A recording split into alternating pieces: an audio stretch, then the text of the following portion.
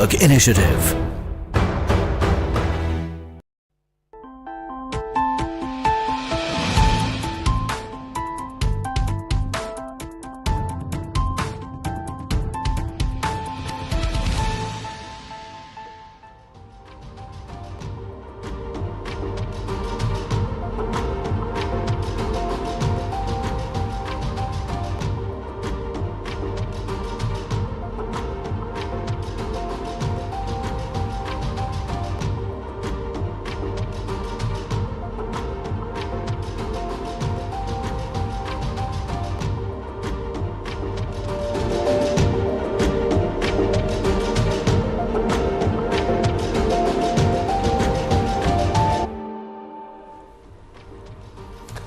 Welcome to News9 Mediaverse, and you are watching On Point. Amethi saw a big war of words today. The Union Cabinet Minister Smriti Irani and Congress leader Rahul Gandhi were both in Amethi. Smriti Irani defeated Rahul Gandhi from Amethi in 2019 handsomely. She dared Rahul Gandhi to fight from Amethi today. Now, will Rahul Gandhi contest from Amethi? There's another question. Who will contest from Rai Bareillis? Now even Sonia Gandhi is out of that place. How well Rahul Gandhi's roadshow was attended. And I'm not surprised when Smriti Irani says that I would request him come to Amethi on a Congress symbol and only fight from Amethi. It's a challenge that she has thrown to Rahul Gandhi. And I don't think it's going to go away like this lightly. There are a couple of issues which Smriti Irani has raised. Let's listen in. वो तब नजर आते हैं जब चुनाव होता है। तो जैसे बरसात में कुछ प्राणी नजर आते हैं, उसी प्रकार से वो भी जब वोटों की बरसात की उन्हें अपेक्षा होती है तब नजर आते हैं। लेकिन आज छाता मिलते छुपाए नहीं जा रहा था ये आक्रोश जनता का कि जब वो आए तो सूनी सड़कों ने उनका स्वागत किया। ये क्या विवशता थी कि सुल्तानपुर और प्रतापगढ़ से अपने कार्यकर्ताओं को लाना पड़ा। इसका मतलब कि अमेठी में कांग्रेस का कार्यकर्ता खुद उनके स्वागत के लिए गली गली उपस्थित नहीं था। जो व्यक्ति बिना सहारे अपनी पैतृक सीट तक लड़ नहीं सकता, उसको कोई भी नेता क्यों सहायता करेगा। अमेठी वो लोकसभा क्षेत्र है जहां पर साल 2019 में मैं सिर्फ कांग्रेस के प्रत्याशी से नहीं लड़ी थी, मैं एक ऐसे प्रत्याशी से लड़ी थी जिसने सपा और बसपा दोनों का सहयोग लिया। जिसे खुद सहारे की जरूरत है वो दूसरों का सहारा कैसे बनेगा। वो तब नजर आते हैं जब चुनाव होता है। तो जैसे बरसात में कुछ प्राणी नजर आते हैं, उसी प्रकार से वो भी जब वोटों की बरसात की उन्हें अपेक्षा होती है तब नजर आते हैं। लेकिन आज छाता मिलते छुपाए नहीं जा रहा था ये आक्रोश जनता का कि जब वो आए तो सूनी सड़कों ने उनका स्वागत किया। ये क्या विवशता थी कि सुल्तानपुर और प्रतापगढ़ से अपने कार्यकर्ताओं को लाना पड़ा। इसका मतलब कि अमेठी में कांग्रेस का कार्यकर्ता खुद उनके स्वागत के लिए गली गली उपस्थित नहीं था। जो व्यक्ति बिना सहारे अपनी पैतृक सीट तक लड़ नहीं सकता, उसको कोई भी नेता क्यों सहायता करेगा।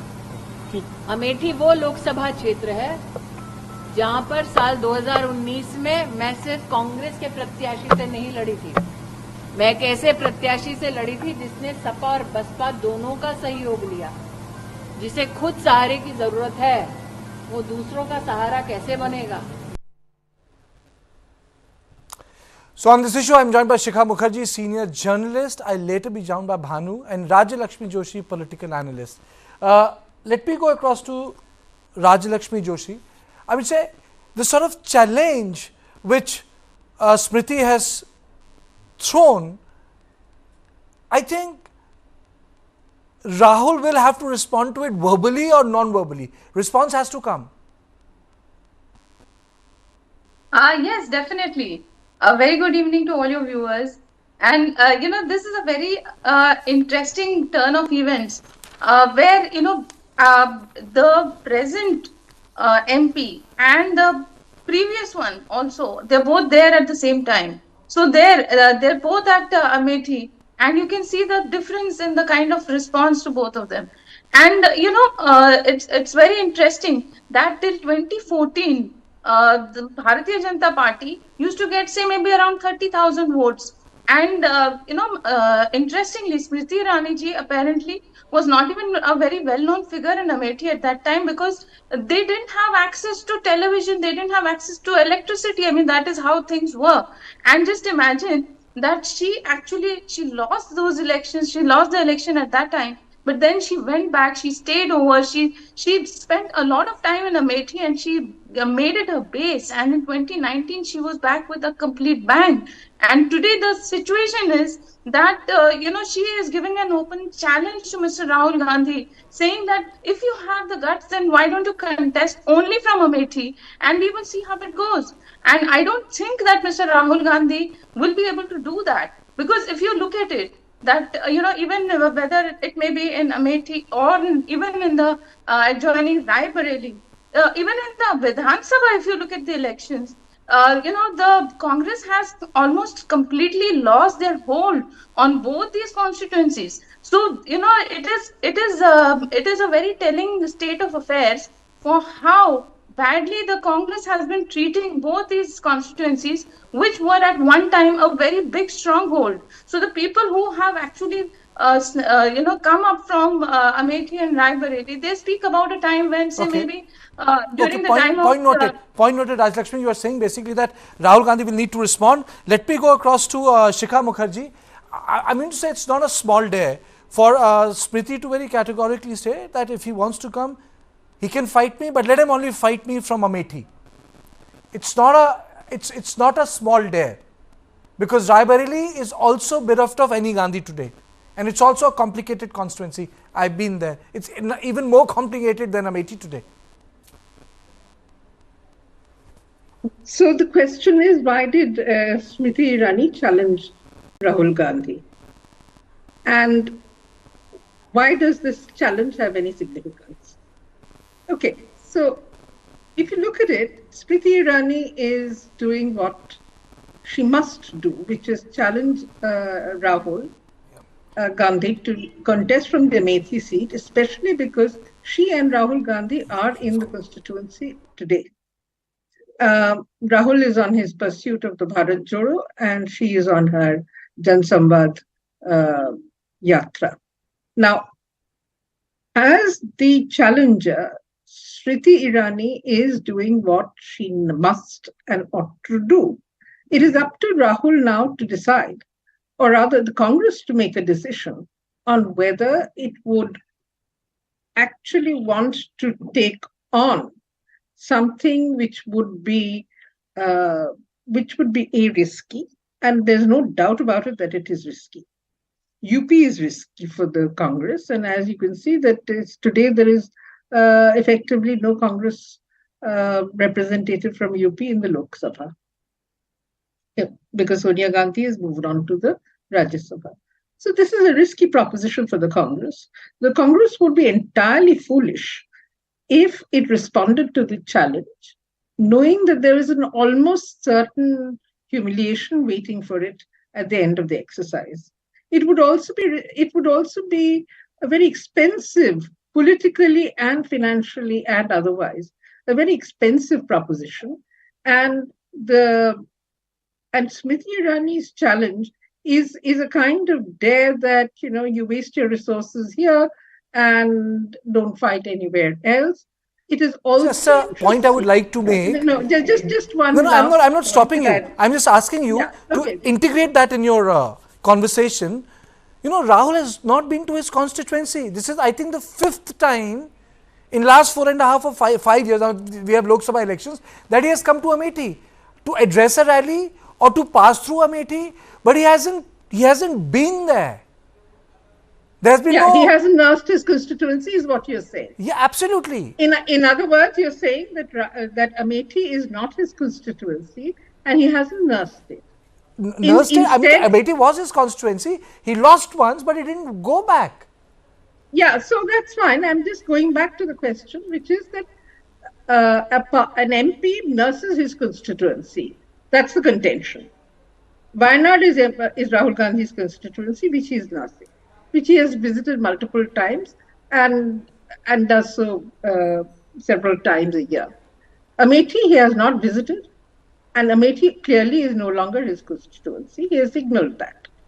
Having signaled it, why would Rahul Gandhi bother to go back to Amethi, knowing that the risk is very high, B, there is always the humiliation of facing a defeat there, almost certain defeat, and C, why would the Congress want to spend its resources on a fight that it knows it's going to lose?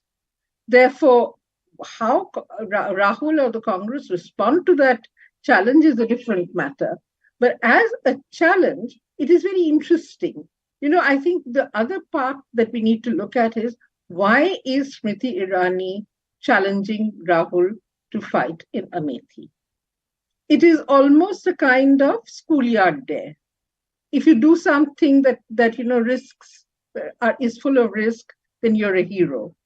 But it also means that if Rahul or the Congress is foolish enough to take on Smriti Irani, or rather the BJP, in Amethi, then it will lose an important leader in the Lok Sabha at a point when it cannot afford to do so politically. Okay. So, therefore, I would think that the Congress would be very, very careful about even thinking about this as a challenge and even taking it on, because it's a pointless exercise. Okay. Bhanu, are you there with me? Okay. Yes. Bhanu, this also brings us to a situation whereby if Rahul Gandhi does not contest from Amethi and Priyanka doesn't say what she wants to do because she has been absent from political scene for last 45 days, first time after independence, you will have no Gandhi representation or no Gandhi fighting from Uttar Pradesh. It will be historic. Oh yes, absolutely. I think this all falls under Prime Minister Modi's grand scheme of Congress Mukt Bharat, right? The goal of having 370 plus for BJP, 400 plus for the NDA, and bringing all these leaders from other parties to inside the BJP fold, and now combative Smriti Irani doing all the subaltern speak and going hammer and tongs against Rahul Gandhi. Everything says that the BJP is looking not just for winning but total domination, and as a part of that domination will be to throw away Rahul Gandhi and in fact other Congress party leaders away from their strongholds in UP, Amethi and Raebareli. So I think it's all part of the grand scheme of things. You are absolutely right to point out that Rahul Gandhi hasn't nurtured the constituency, which he should have, given that UP was their weakest state. It is the right of the constituents to get angry with the leaders. In this case, the reverse has happened. It's as if the leader is around with his constituents. It's not if he won this constituency for the first time. One, it was a family borrow. Second, he won it in 2004. He won the constituency in 2009. He won the constituency in 2014. 3 बार से आप थे, 3 बार से. In 2014, even though Smriti Irani lost, she actually nurtured the constituency for 5 years after that. And the previous speaker was saying that Rahul Gandhi is visiting Wayanad quite a bit, which is not true. There is growing resentment in Wayanad about his lack of visits. Sorry to interrupt you. I think my audio was not good. No, not at all. I'll come back to you because there are a lot of other things. Because we have not spoken about one person, that is Smriti Irani. What makes Smriti Irani tick? And that answer will be given by my input editor Brijesh Pandey. What makes Smriti Irani ticks? What makes her formidable? What makes her a different person in Bharatiya Janata Party? What made Smriti Irani take on Rahul Gandhi? Why she won? I'll come to you because now it's time to tell you what we are going to do this coming Sunday. We are counting down to the big event that News9 is organizing this coming weekend. The News9 Global Summit is about the new India that is recognized as a rising economic power and a major global player. The theme of the summit is how India is poised for the next big leap. The What India Thinks Today Summit is being organized by the TV9 group, and this edition of the summit is unmissable because the keynote address is by Prime Minister Narendra Modi.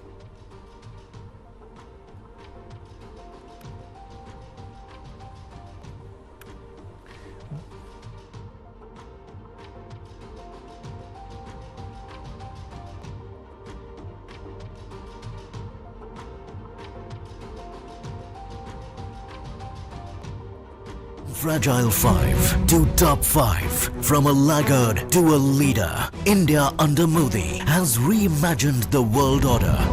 Presenting the second edition of TV9, What India Thinks Today. Summit theme, India poised for the next big leap. Listen to Prime Minister Modi unveil his vision for Viksit Bharat at News9 Global Summit, a TV9 network initiative. Okay, now let me go across to Brijesh. Brijesh, what makes Smriti Irani tick? What makes her so potent? What makes her dare Rahul Gandhi? What makes her stick to Amethi like this? Well, audacity. She is an extremely audacious and eloquent speaker, perhaps one of the best I've ever seen and interacted with. She is never shy of a challenge. That is the reason, that is the way she has risen through ranks. You know, there are many people who are uncomfortable with her rapid rise, but she has proven every single time. In 2019, she was the giant killer. And mind you, the difference of votes between Smriti Irani and Rahul Gandhi was 50,000. It was not a massive margin, but she was the giant killer of 2019, the biggest which the BJP got. Now, the biggest problem what is happening with the Congress party is right now, is Rahul Gandhi is behaving like a petulant child. You know that I have lost this constituency, now I am angry with you guys and I am not going to go back to. Irrespective of the dare, irrespective of the challenge, irrespective of the taunt or the jibes which will keep on coming his way by Smriti Irani, because she knows how to work up, her opponents, Rahul Gandhi must fight both from Amethi and Wayanad. It is just mirroring what Prime Minister Narendra Modi did, that he fought from Gujarat, but he also fought from Varanasi in Uttar Pradesh, because you cannot resurrect your political future without making yourself a force in Uttar Pradesh. If Congress is zero in Uttar Pradesh, Congress will be zero on the national scale, irrespective of how one looks at it. And until and unless Rahul Gandhi fights it out, there is no way the Congress is going to script its revival. Smriti Irani, in 2014, what many people don't understand is that she got to fight Rahul Gandhi. Her candidature was declared less than a month or 40 days before. And she was a newbie there. And the kind of scare she gave to Rahul Gandhi, who won that election by 107,000 votes only. Kartikeya, the Amethi at that point of time was a pocket borough of Gandhi's. And she gave Rahul Gandhi such a big scare. And the way she scripted the turnaround, for the next 5 years, she parked herself, bought a home, kept on visiting the Amethi after every every 40 or fortnight or 1 month. She kept on visiting Amethi, and she managed to turn it around in 2019. Rahul Gandhi, if you compare that with, what you do when you lose a particular constituency, instead of nurturing it back and winning it back, because the margin was not like, in 10 lakh votes, you have lost it by 3-4 lakh votes, but you were lost by 50,000 votes. You could have scripted a comeback, but he chose to sulk, and that is the reason why, majority of the time when you see the figure 44, 48 or 50 against Congress party, it is going to go down if this kind of approach, you adopt this kind of approach in electoral politics. Okay, now let's listen to Mallikarjun Kharge. He had something very interesting to say. आपने हर हालत में हमारा साथ दिया है, ये हम कभी नहीं भूल सकते। ये जो बात है सोनिया गांधी जी के बात है, उन्होंने अमेठी के लोगों को 1998 में कहा था, और आज वही बात फिर राहुल गांधी जी ने दोहराया। आपके साथ उनका गहरा संबंध है, प्रेम है, आप सबको जानते हैं, और हम आपके साथ हमेशा के लिए रहे हैं, आज भी रहेंगे, कल भी रहेंगे, हमेशा के लिए आपके साथ रहेंगे। So, the larger issue here is, what will Rahul Gandhi do? Let me go across to Rajalakshmi Joshi. Do you think Rahul Gandhi will contest from Lok Sabha, from Amethi constituency? 1 minute to you. I don't think so, because he doesn't seem to have prepared ground at all. See, it is not just about him visiting there as his constituency. Okay, he is not expected to be visiting there as his constituency, but today he is taking a yatra so as to probably lead the Congress party. So, but then what is his contribution towards ensuring that any seats are won in Uttar Pradesh? So leave alone Amethi and Rai Bareli, and leave alone Mr. Rahul Gandhi. What about the rest of the Gandhi Parivar? What about the rest of the Congress leaders? They seem to have completely ignored Amethi and Rai Bareli, and they seem No, that's to have very, completely that's very interesting. I know in a very short time you have said it. Shikha, even Priyanka has been absent. Now, that's a very important point you made, Raj Lakshmi. Priyanka has been absent. She has been absent from the national stage for last 45 days. She has not attended up any part of the Bharat Jodo Yatra. The grapevine or the talk is that there is great difference of opinion on certain issues which have not come out. So, Shikha, my question to you is, in this case, when Sonia Gandhi has shifted to Rajasthan, there is no clarity on Priyanka, and Rahul Gandhi's candidature for Amethi is unknown to everyone, including media. Do you think is a right message from the, I don't use the word first family, the most important constituent of the Congress party, to vacate Uttar Pradesh like that?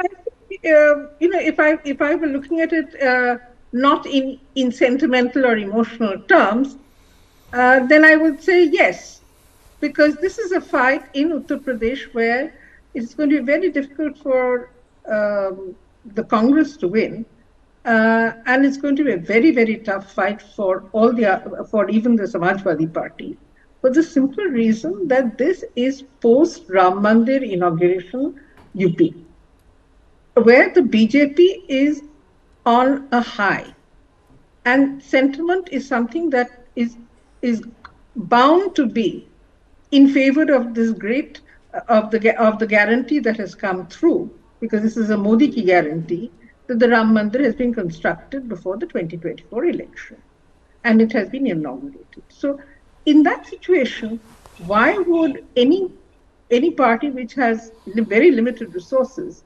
and a very weak base want to concentrate its efforts, because it will require a huge amount of effort, not only on the part of Rahul Gandhi, but on the part of the entire Congress party, to make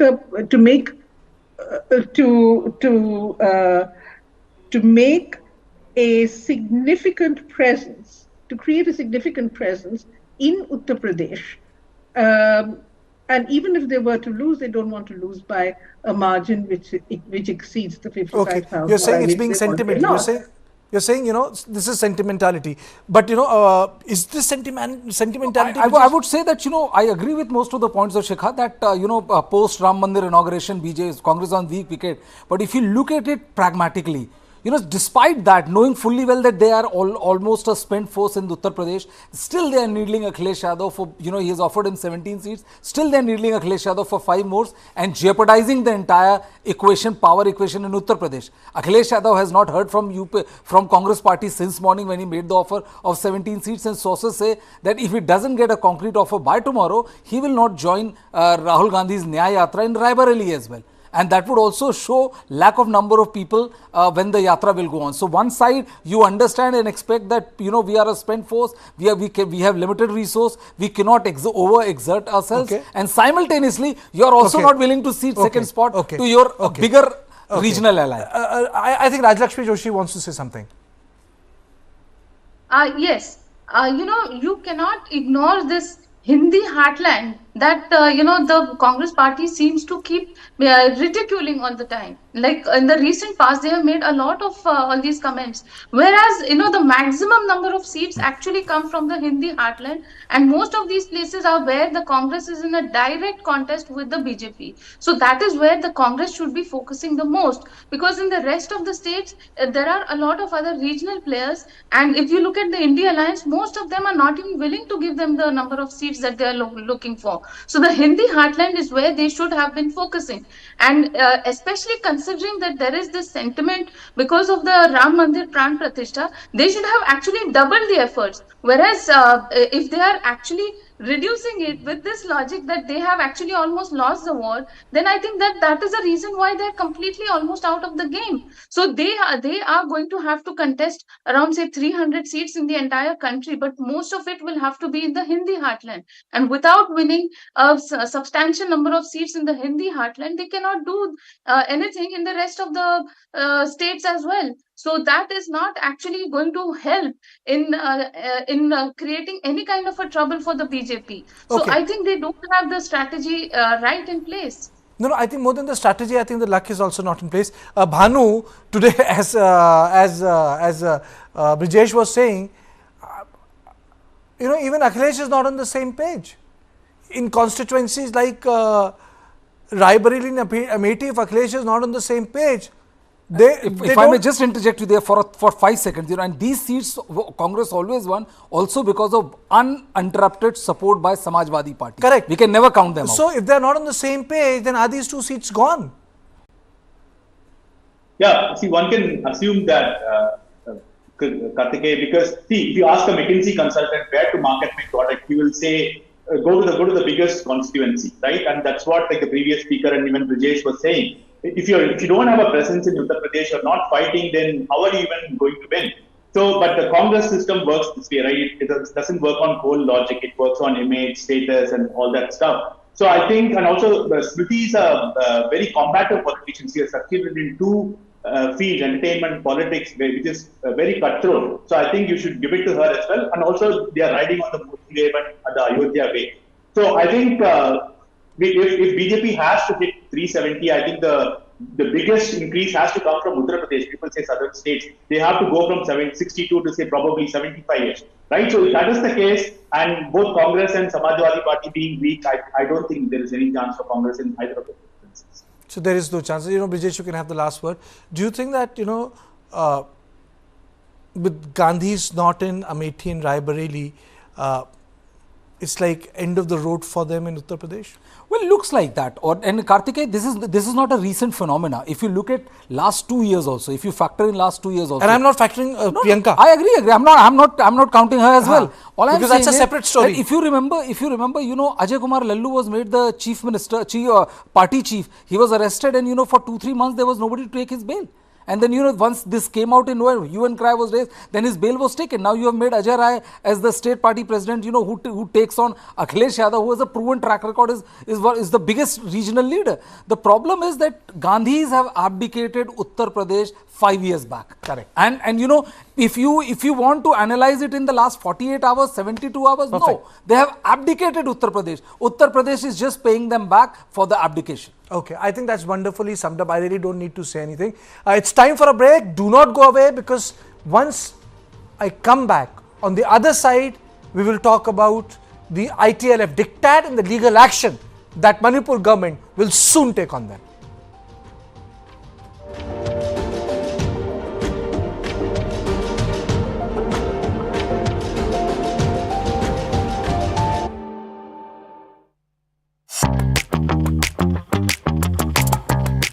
We are trying a lot of experiments, innovations and ideas. We came out with a new format in audio, which is audio series. Listening for content-oriented company in India, which is a very unique proposition.